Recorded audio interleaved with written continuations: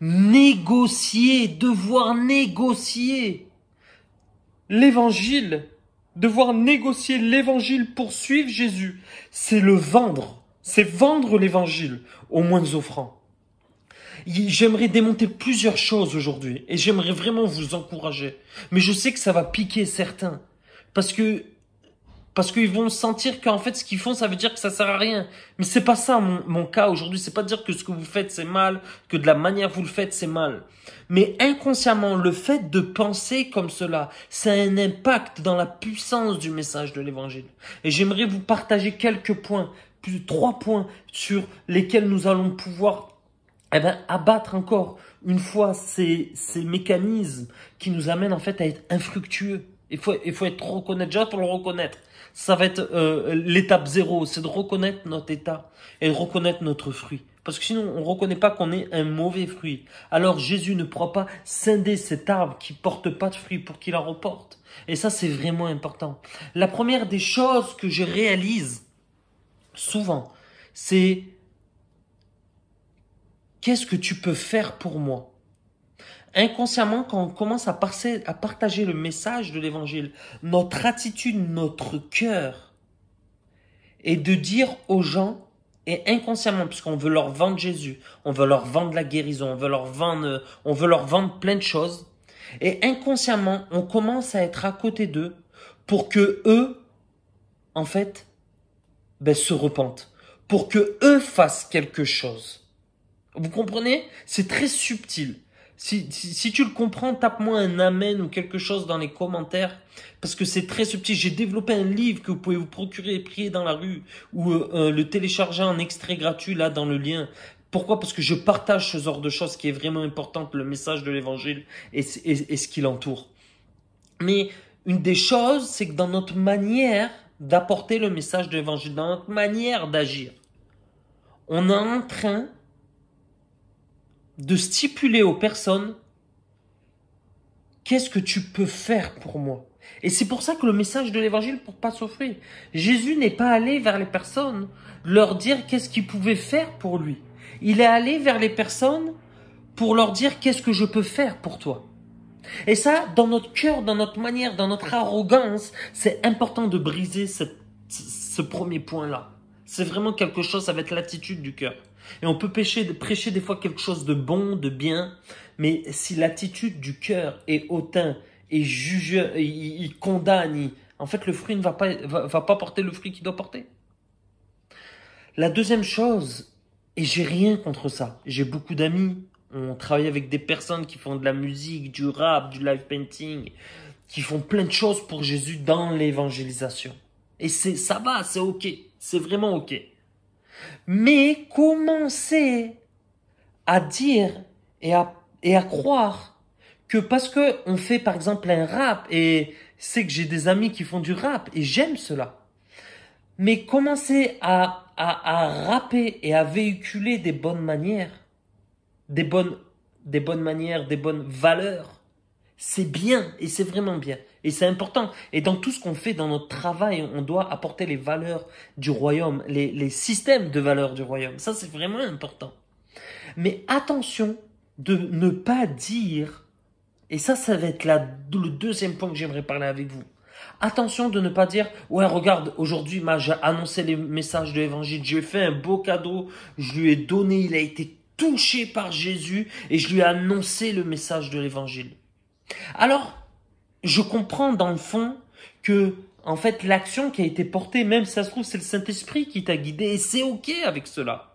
Mais de dire que dans une action, celle-ci porte le message de l'évangile, alors j'ai rien contre ça, mais à force de le dire, tu vas t'éloigner de qu'est-ce que est vraiment l'évangile.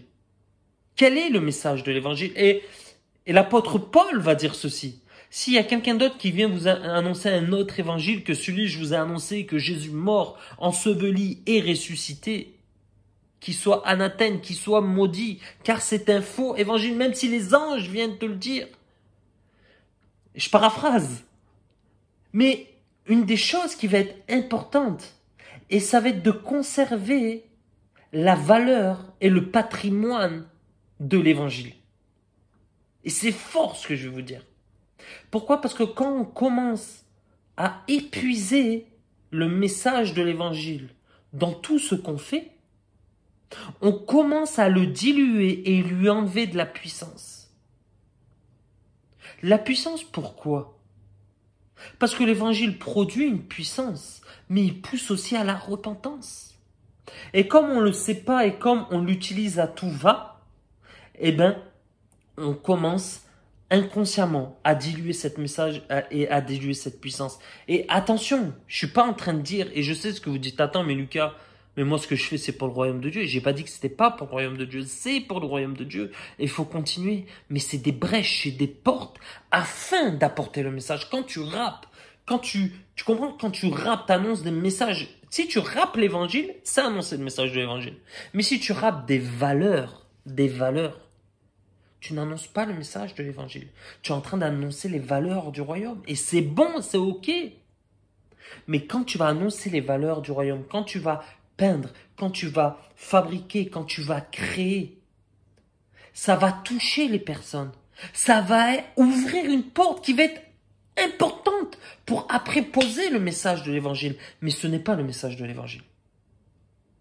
C'est ce qui va contribuer au message de l'évangile, l'amour qu'on donne aux gens. Et c'est ça que j'ai vraiment envie d'expliquer, c'est que une des choses que j'essaye de dire là, c'est pas que toutes ces choses qu'on fait n'est pas l'évangile. J'essaye d'expliquer que toutes ces choses qu'on fait sont hyper importantes. Et je vais vous dire, il y en a, ils viennent juste avec le message de l'évangile, mais derrière, il n'y a pas d'amour, il n'y a pas de créativité, il n'y a pas de la manifestation du royaume. Et l'un comme l'autre, ce n'est pas bon. Ce message de l'évangile doit être accompagné d'une manière, des valeurs qu'on porte, qu'on vit pour le royaume de Dieu. On doit être des témoignages vivants. Et dans tout ce qu'on fait, dans tout ce qu'on entreprend, ça doit refléter le royaume de Dieu. Mais ce n'est pas l'évangile. De la manière que le message de l'évangile. Vous comprenez? Alors, inconsciemment, on peut des fois utiliser, dire oui, mais ça c'est comme si c'était l'évangile, et je le comprends. Mais au final, on commence à se décentraliser du message de l'évangile. Et on commence à développer plein de choses, comme je le fais moi, la chasse au trésor par exemple. On peut développer la chasse au trésor, et ça s'est vu. Et en fait, à la fin, les gens donnent leur vie à Jésus, mais c'est dire quoi, donnent leur vie? Ils ouvrent leur cœur à Jésus. Pour moi, c'est pas donner leur vie à Jésus. Ils se repentent pas. Il n'y a pas de véritable fruit de leur repentance, comme on voit dans la parole et comme l'apôtre Paul parle. Et ça va être aussi important. Ça veut dire que si j'opère que dans la chasse au trésor, en fait, je vais donner des cadeaux aux gens. Mais arrivé un moment, on dit que la bonté de Dieu pousse à la repentance. Donc ça va être vraiment important. Ça, c'était le deuxième point. Et le troisième point, en fait, ça va être la conséquence de pourquoi certains sont comme ça. En fait, ça vient où, comme on n'arrive pas à gagner des âmes, parce qu'on n'est pas centré sur la puissance même, le noyau même, et tout est bon autour. Le rap, tout est bon. Comprenez ce que je dis, tout est bon.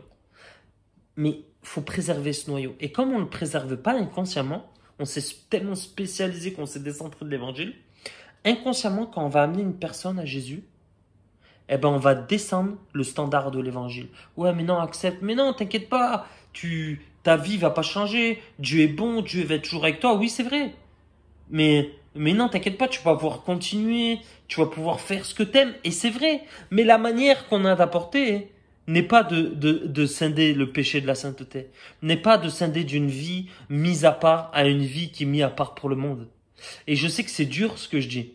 Et il y a quelques années, peut-être j'aurais eu du mal à l'entendre. J'aurais dit, mais non, mais Lucas, l'amour. Mais vous savez quoi, j'aime les gens.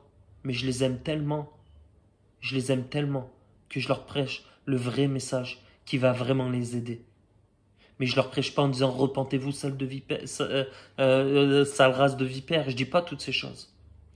Donc, devoir négocier pour suivre Jésus.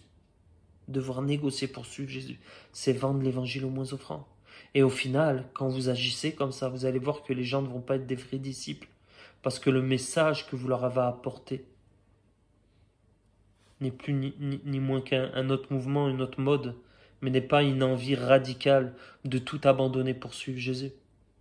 Et ce qui fait des hommes de feu, c'est des hommes et des femmes qui abandonnent tout pour suivre Jésus et qui sont prêts à payer le prix le plus fort pour suivre Jésus. Eux bouleverseront le monde. Voilà, j'espère que ça vous encourage. On a plein de formations gratuites. Prenez-les, bénissez-les. Vous avez une newsletter si vous voulez recevoir des mails de notre part. C'est vraiment avec plaisir et restez connectés parce qu'il y a des nouvelles choses qui arrivent. Soyez bénis.